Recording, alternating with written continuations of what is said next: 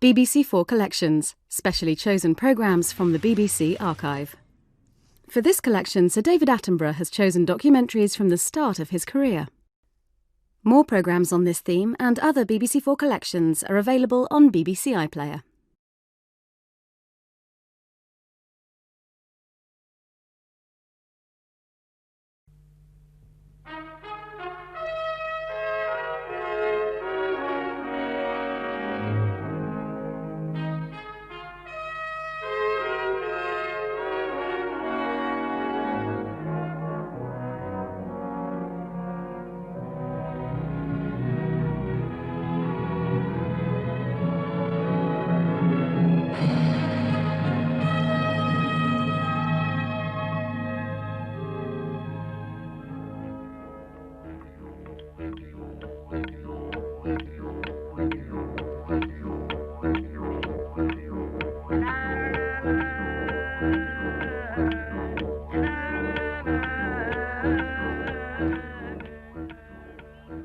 This placid stretch of water, starred by a few white water lilies, is what's known in this part of the world as a billabong, from which you'll guess that we're in Australia.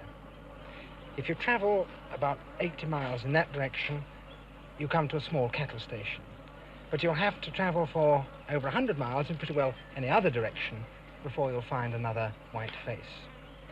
I asked one of the men in the cattle station what the country was like ahead, and he said, "She's harsh." Well, she is harsh. Away from these lagoons and swamps, the country is dry and waterless, covered with nothing but gum trees and pandanus palms and hot, dry rock. Behind me, you can hear the voices of over 250,000 geese. And not just ordinary geese either, for those geese over there are among the rarest geese in the world. They're the magpie geese, and it's the magpie geese that have brought us here. Beyond these eucalyptus trees, the huge swamp begins that is the magpie geese's home. And on the edge of it, we've built a small hide, and during the past week or so, we've been sitting in that hide, watching the geese and the other enormous flocks of water birds that have come here during the dry season to feed. During much of the day, it's extremely difficult to get a clear view of the geese, for not only are they very nervous and easily scared, but most of them are way out in the middle of the swamps, feeding among the tall, reedy grass, and you can see little more of them than their heads and necks.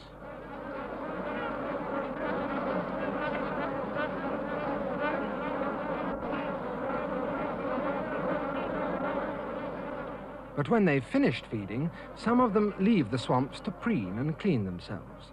Then you can see how very different they are from normal geese. Their legs are unusually long, only half-webbed, and with long claws. They have a hooked bill and a large knob on the top of their heads. In fact, they're so odd that some authorities have questioned whether they're really true geese at all. Their long legs and claws are of great help to them in feeding, for their favorite food is the bulbs of the plants which grow in these swamps. Elsewhere in Australia, they're extremely rare, but up here on the north coast, they still survive in vast numbers. A few years ago, attempts were made to grow rice on a large scale here, a little to the west. Hundreds of acres of land were cleared and sown. Millions of pounds were spent. The geese regarded this as a splendid increase in their feeding grounds. They descended on the fields in thousands. Nothing the cultivators could do would scare them off. Rattles, ingenious scarecrows of one sort and another were tried, but the area was too vast for them to be effective. Then the military were called in to keep up a regular fusillade of bullets over the swamps. They killed quite a lot of geese, but most of the flock simply flew off for half a mile or so and then settled down again out of range. Finally, the rice growers gave up. The enormous investment was written off, and the rice growing project was abandoned. The geese had won.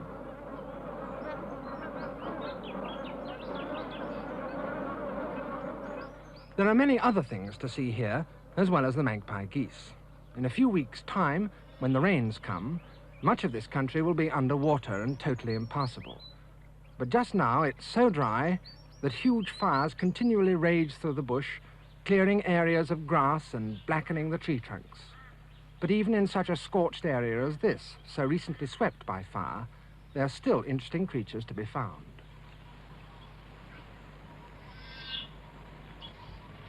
Just over there, I can see something that might look like a snake, but I'm fairly sure isn't. And that, I think, yes it is, it's a skink. A lot of people confuse the skink with the death adder and think it's poisonous and therefore kill it unnecessarily. But this isn't a snake at all. Its legs are very tiny. In fact, it's a lizard. And it's quite harmless.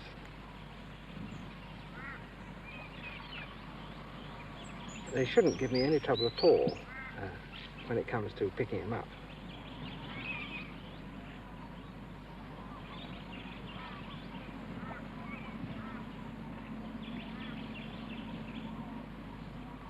Now, the thing to do, although of course he's got a little of a bit of a bite and I don't want to be bitten, but the thing to do is just pick him up behind the back of the neck. Like so. There you are. And a rather nice beast too. He's, oh, whoops. What a nice, he's got a blue tongue, hence his name, naturally, the blue-tongued skink. But a very nice creature. Actually, you don't have to come all the way up to Arnhem Land to see the blue-tongued skink. It occurs all over Australia, even as far south as Sydney. And it doesn't lay eggs, unlike many lizards. It gives birth to live young. And there it is, a rather fine example, whoops, of a blue-tongued skink. And having seen him, well, let's let him go again and go on with our walkabout. Go on.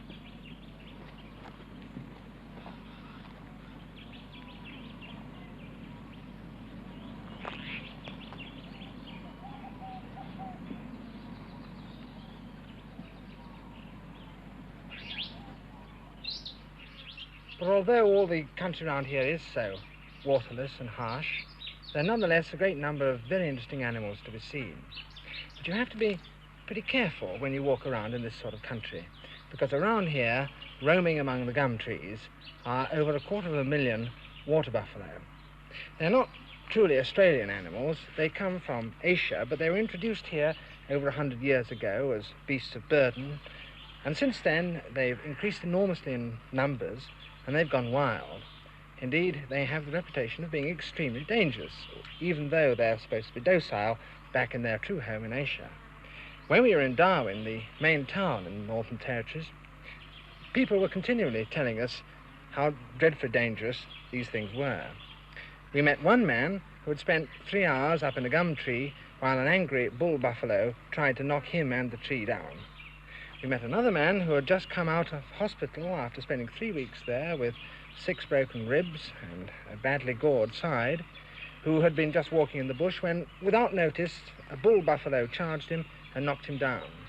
He only got away by seizing the beast's huge horns and twisting his neck until he went away. We even heard of a woman who was knocked down and who got away by stroking the beast's muzzle and saying, "There, there, old thing, it's all right," until eventually the beast went away. But even so, she was pretty badly hurt. So we felt that we had to get some pretty good advice on how we should behave in this sort of bush, just in case we did come across buffalo and they looked rather angrily at us. And the best person, it seemed to us, to give us advice was Yorkie Billy. Yorkie's camp is just half a mile up the lagoon that way, and Yorkie has spent all his life as a buffalo hunter. Yorkie said that buffalo were very unpredictable beasts. Sometimes they would just walk away, but other times they'd charge without warning. I asked him how you could tell if one was likely to be dangerous. Oh, I can tell the way they stand up. They got a bad-tempered look on them. So I have to look at a buffalo and try and sort out at a distance of 100 yards whether he's got a bad-tempered look. Yeah, that's the way. If he's got a very bad-tempered look, don't go near him. How close is it safe to approach? How close? We're in about 50 or 60 yards. Not closer than that? Not closer than that. And supposing, what advice would you give me when I'm walking around this bush? You reckon it's safe for me to walk through the bush? Oh, it is safe, but be careful. See where you're going. Don't walk onto a sleeping buffalo while he's asleep or while he's feeding. But that's all they do, sleep and feed. Oh, well, just go around them till they sleep. In particular, don't walk in long grass. No. That's where the buffaloes are kept over the daytime. I see. And what happens if I see one who's looking bad-tempered and who moves towards me? What do I do then? Well, just keep away from him. Just walk away from him. Is he liable to charge? Yes, he'll charge. Can I dodge him? Or you could by getting up a tree or getting behind a tree, or if you have a gun in your hand. Well, I don't carry a gun, and I don't really like the look of these trees much because I haven't got any low branches to get up. Well, if he charges you, there's another way of getting away from him. If he charges you and he's coming full gallop at you, just fall flat on the ground. The buffalo will jump over you and gallop on. Will he? Yeah. I remember that. I shall probably pass out with fright. That's what I used to do when I was out in the plains. With no trees, within about 1 or 2 miles away, the nearest tree. That's what I used to do when a charging buffalo, fall flat on the ground, the buffalo jump over me, charging buffalo. Have you been with buffalo all your life, working with buffalo? Oh, yes, been on buffalo jobs, cattle stations, driven, on railway jobs, working. But you used to shoot a lot of buffalo, didn't you? Oh, in the early days when the price was good. The skins were worth £15, up to nearly £20 a hide for an old big bull. And how many would you shoot a year?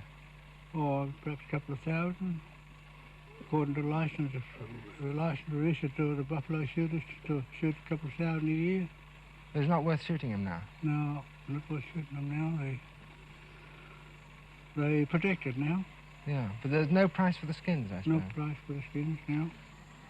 Yorkie, were you born here? Yes, born in this country, Jim. In the Jim. Who was your father, Yorkie? My father, he comes from Yorkshire. His name was William Alderson, but they called him Yorkie Mick. Yorkie Mick? Yorkie Mick. Yeah, because he came from Yorkshire? Yeah, nickname. Yeah. And my father was William Alderson, my name's William Alderson. Have you ever thought much about Yorkshire, Yorkie? Huh? Have you ever thought much about that place, Yorkshire? Never thought. Thought about what it's like? Oh, my father used to tell me what it's like. What do you reckon it's like? Snow country. Snow? Yeah. Everything gets snowed up. You reckon everything had to be hand-fed, cattle, stock, everything locked in the house. Yeah. And my father used to be a farmer in Yorkshire, grow spuds and onions. Oh, yeah? Yeah. Where did you meet your wife, Yorkie? She promised to me first, and when the father and mother had no husband for my wife, the father and mother gave him to me as a promise. What do you mean as a promise, Yorkie? A promise is a tribal promise. Mm-hmm. It says it's a sort of a tribal law. It's from the tribal affairs, and they give promise is a promise. You give this wife over to this man, it's your wife, to tell him forever. Well, when do you make this promise? I mean, how old would be the girl when they make the promise? Before they're born. Before they're born? Yeah, before they're born. Yes, they promise if a man, by tribal affairs, the natives, if they got an auntie or a cousin, well, that woman will say now, the first child born, if it's a girl, if it's female or male, it's yours. If it's female. Yeah. That promise don't break. How many children have you got, Yorkie? I got 5. 2 sons and 3 daughters. And who looked after your wife at the birth? Oh, I attended the birth myself. You? Too far away from the doctor. Oh, bad. Yeah. Bad luck. So you must know a fair bit about midwifery. Oh, yes, a bit of midwife. Yes, as well as everything else. Yorkie, this sort of country, is it pretty rich in animals? Rich for? In animals? In animals. Yes, it is rich in animals all over this country. What sort of things can we see dingoes here? Oh, you'd see dingoes, but you'd have to look for them. They're pretty rare now, are they? Yes, they're pretty scarce around this country now. Lots of years they've been dying out, one thing or another, drought, no water. You've been shooting them? Huh? You've been shooting them too? Oh, sometimes I do, for a living. Because there's a reward, isn't there, for a dingo? There's a reward, a bonus for a quid. A quid for a dingo? Mm. Yorkie is not the only man who makes his living from the wild animals. Other people wandering in the bush depend on them for food, the Aborigines. These are their graves. The tribes of this part of the north coast are very different from the people of the Central Desert. No other Australian people erect monuments comparable to these huge sculptures hewn from tree trunks and decorated in brilliant colours. Perhaps the inspiration for them came from outside Australia, for seamen in canoes and prows have for centuries been visiting this coast from the islands of Indonesia in the west or New Guinea in the north. Not only do these Aborigines carve and paint, but they're also extremely gifted dancers. They dance as part of their sacred rituals, but they also dance for fun and entertainment because they enjoy doing so. These play-about dances they call yois, and often in them they enact the story of a hunt.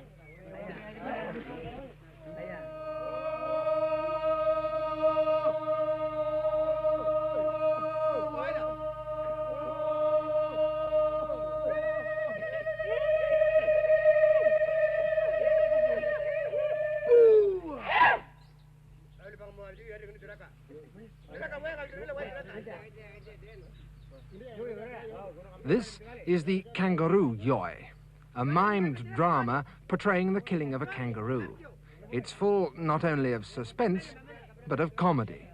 Their most skillful dancer, whose talent for realistic mime and unpredictable humour is keenly appreciated by the audience, plays the part of one of the kangaroos that eventually will be slain by the hunters.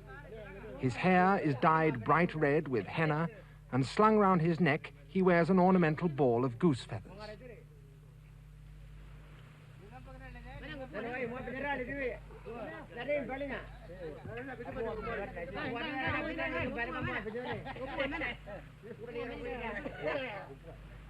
The kangaroos are squabbling among themselves and grazing, for as yet the hunters have not appeared.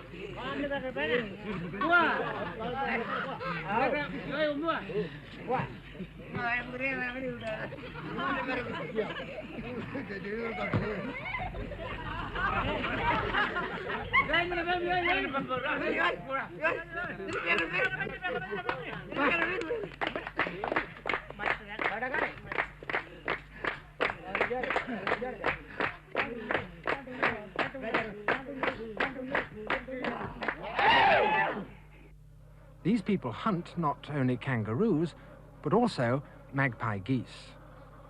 The approach to the swamps through the mangroves must be made in complete silence and with great caution. For if one bird is frightened and flies off, the whole flock will take to the air. And pelicans are more efficient sentinels than most.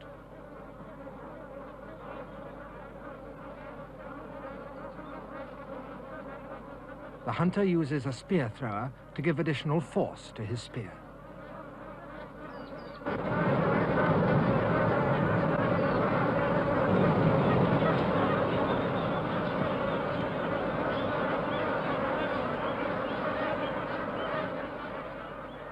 one plump goose lying in the now deserted waters of the swamp.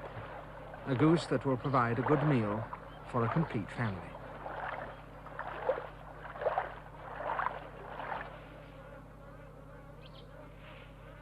We too spent a great deal of time wandering in the bush that fringes the swamps, trying to catch sight of the other creatures that are attracted here by the open water.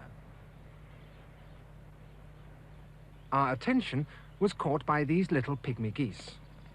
I glanced up, and there on the opposite bank stood a dingo. This was a real stroke of luck, for after all, Yorkie had been very doubtful of our chances of seeing one. We stood stock still while he stared fixedly in our direction. Whether he was looking at us or the birds on the lagoon, I didn't know. It was fortunate for him that Yorkie was not with us, for if he had been, the dingo would not have been able to trot away like this. The dingo is something of a mystery. He was certainly here long before Europeans came to Australia. It's thought that he arrived in the canoes of the ancestors of the Aborigines when they first came to this country thousands of years ago. But exactly where his original home was, no one knows. But we had still failed to find our main quarry, the buffalo. This egret, standing on the edge of the swamp, however, was a good sign, for egrets spend a great deal of their time around the buffalo herds, collecting the insects thrown up by the buffalo's hooves and picking ticks and flies from their hides. And there they were, far out in the swamps, wading up to their knees in water, with egrets riding on their backs. They were nearly a quarter of a mile away, and we were filming them with telephoto lenses, so there was no danger of being charged. But on the other hand, our view of them was not a very good one, for the heat was so intense that the air over the swamps quivered and danced, and we couldn't get any closer to them across the swamps, even if we'd wanted to. Everywhere they went, the egrets followed them. The cattle egret is really a bird of Africa and Asia, and no one quite knows when or how it got to Australia. As it occurs nowhere else in the world except in association with cattle of one sort or another, it's unlikely that it got here before the buffalo, and they've only been here for about 100 years. Some 30 years ago, no one had recorded a cattle egret in Australia. In fact, an attempt was made to introduce them into Western Australia in the hope that they would clear the local cattle of ticks.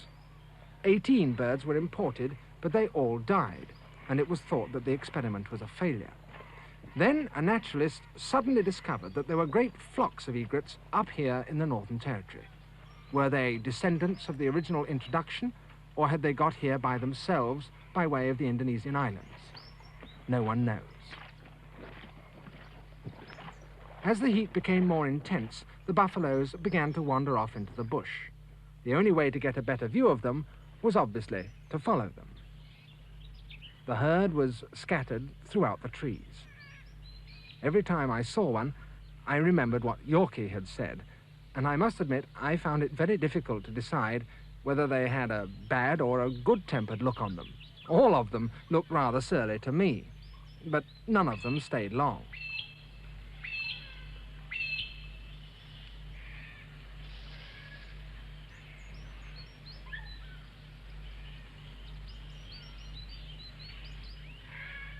This was the nearest we had approached to one so far. He was a big old bull, and he snuffed our scent rather alarmingly. Then he was off. But he didn't go far. His faithful egret settled once more on his back, and then he began to circle us at a distance of about 20 yards. What did he want? He was certainly well aware of our presence. Was he one of the peaceful ones, or one of those that Yorkie had called cranky and bad-tempered?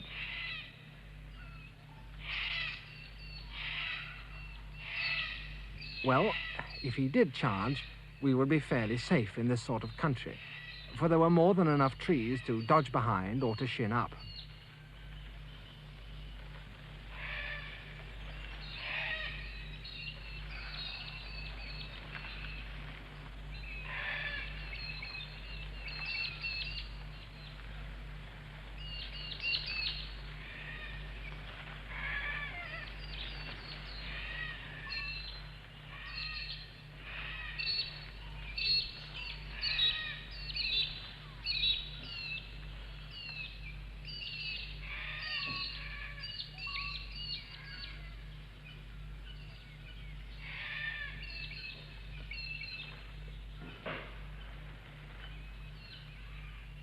Slowly and disdainfully, he walked around us, and eventually he just stalked away.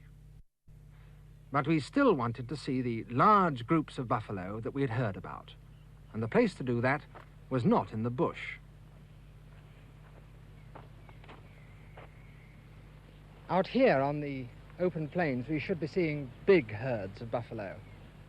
Whereas it was hot enough in there, though, in the shade of the gums, out here it really is baking hot. The sun's beating down on these flat open plains.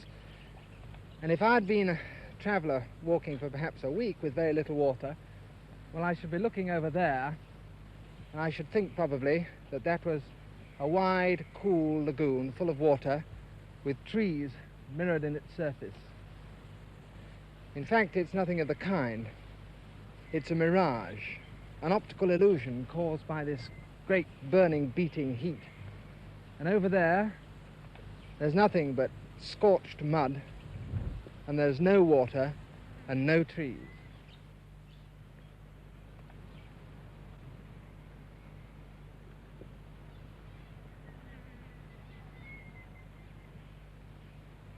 But there are the buffalo.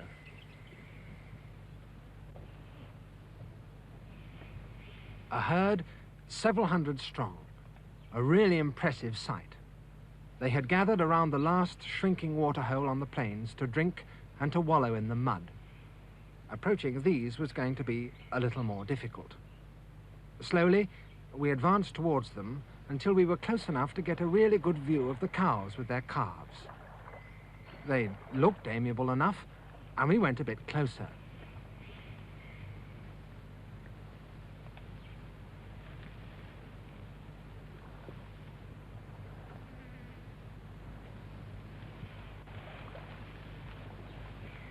Here, too, they were tended by birds, though not by cattle egrets, by pied herons.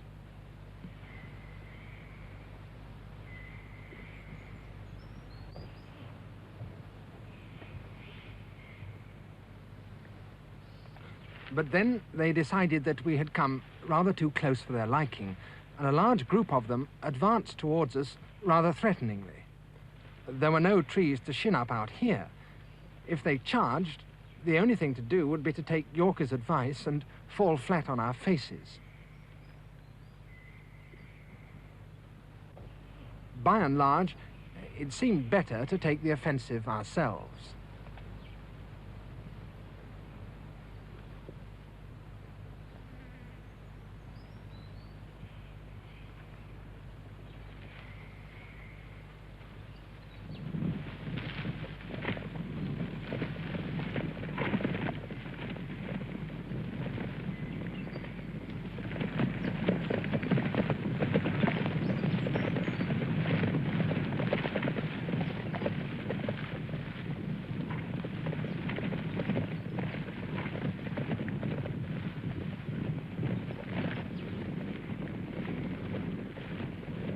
So maybe the buffalo is not so dangerous after all, provided that you can see him in good time and he can see you.